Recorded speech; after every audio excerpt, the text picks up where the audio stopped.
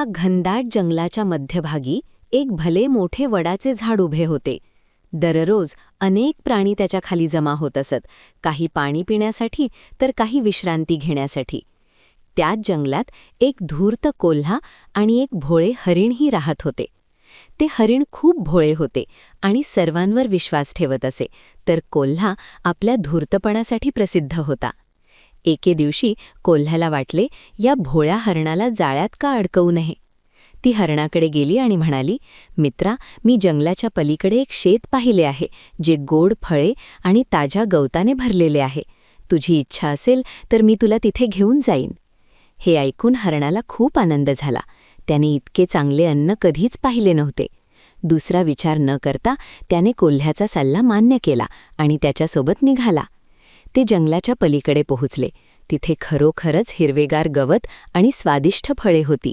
हरिण आनंदाने खाऊ लागले, पण त्याला हे माहीत नव्हते की ते शेत एका शेतकऱ्याचे होते आणि तिथे सापळेही रचलेले होते. अचानक हरणाचा पाय जाळ्यात अडकला.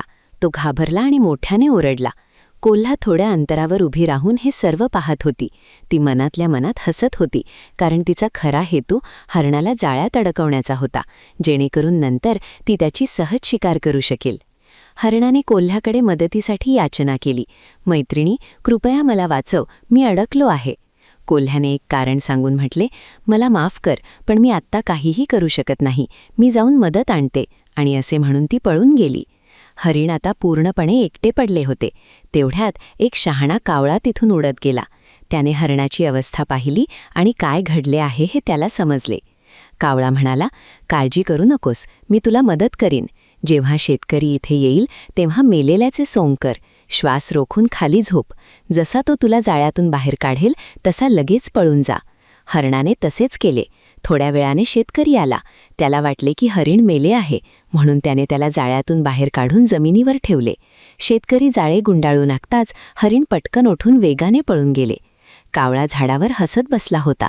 हरिण निश्चिंत होऊन निघून गेले आणि त्याने कावळ्याचे आभार मानले. तेवढ्याच हरिण मेले आहे की नाही हे पाहण्यासाठी कोल्हा परत आला, पण हरिण तिथे नसल्याचे पाहून त्याला आश्चर्य वाटले.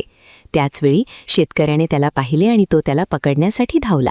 कोल्हा आपला जीव वाचवून निसटला, पण त्याला आपल्या धूर्तपणाचा खूप पश्चात्ताप झाला. त्या दिवसानंतर हरणाने विचार न करता कोणावरही विश्वास ठेवू नये हे शिकले आणि कोल्ह्यालाही हे समजले की वाईट हेतूंचे परिणाम नेहमीच वाईट असतात. धडा: खूप लवकर विश्वास ठेवणे हानिकारक ठरू शकते आणि योग्य वेळी योग्य निर्णय घेण्यातच खरे शहाणपण आहे.